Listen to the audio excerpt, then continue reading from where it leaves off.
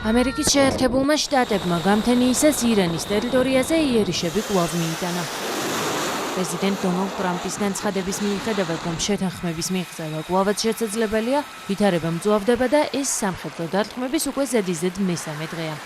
ამერიკის შეერთებული შტატების ცენტრალური სარდლობა პლატფორმა X-ზე წერს, რომ მისმა ძალებმა წარმატებით დაარტყეს სამხედრო სამიზნეებს ირანის მასშტაბით.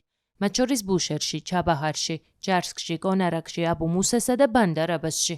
მათივე ცნობით ოპერაცია 5 საათს გაგრძელდა. ახალი დარტყმების შესახებ გამოცხადებიდან რამდენიმე წუთში დონალდ ტრამპმა მათ კიდევ ერთი მასშტაბური შეტევა უწოდა. ძალიან ძლიერად ვურტყამთ. ეს გაგრძელდება და ვნახავთ რა მოხდება. განუცხადა ამერიკის შეერთებული შტატების პრეზიდენტმა ჟურნალისტებს ოვალურ ოფისში. How long do you expect this to take? Well, I think it's going very fast. We've demolished their military.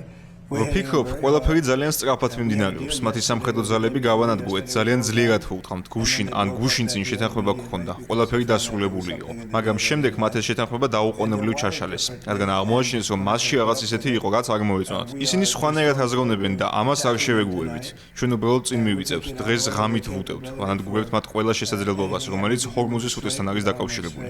ვფიქრობ, საბოლოოდ სულად ჩვენ გავაკონტროლებთ, რასაც ისინი აკეთებენ დიდი უგუნურებაა, დიდი სისულელეა. ასევე ხალხს საშინლად ექცეოდნენ. Very foolish, very stupid, and they've treated people horribly.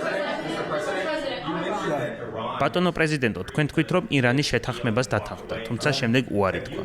მიხვედით თუ არა დასკვნამდე, რომ მოლაპარაკებების გზით შეთანხმების მიღწევა შეუძლებელია? No, I never reached that conclusion, but we're hitting them very hard. მაგრამ ასე დასკვნამდე არასდროს მივსულა, მაგრამ როგორც იცით, ამ ღამით მათ ძალიან ძლიერად ვუხდამთ. ჩვენ უზარმაზარი რაოდენობის საბრძოლო მასალა გვაქვს. იმდენი რამდენი წლები არ გქონია და მათ ძალიან ძლიერად ვუყავთ. ეს გაგრძელდება და ვნახავთ რა მოხდება, მაგრამ მათ ყველა შეტევის შესაძლებლობას ვაანადგურებთ. ჩვენ ვაკონტროლებთ სრუტეებს და ბლოკადას ხელახლა ვაწესებთ, რომელიც არავის ეხება გარდა ირანისა.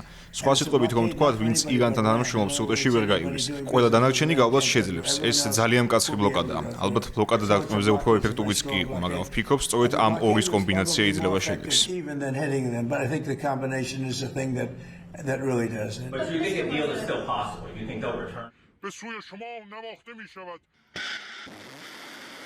ამერიკულ იერიშებს ირანმა ბაჰრეინზე დარტყმებით უპასუხა. ამასთან შეუტიეს ჰორმუზის სრუტეში არაბთა გაერთიანებულ საამიროებთან დაკავშირებულ ორ ტანკერსაც.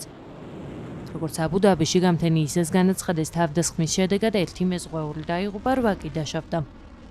ირანის ისლამური რევოლუციის გუშაკთა კორპუსმა ტანკერებზე თავდასხმა დაადასტურა და განაცხადა, რომ გემებმა არაერთი გაფრთხილება უგულებელყვეს. მათვე თქვეს, რომ რაკეტებითა და დრონებით ბაჰრეინში არსებულ სამიზნეებზეც მიიტანეს დარტყმები.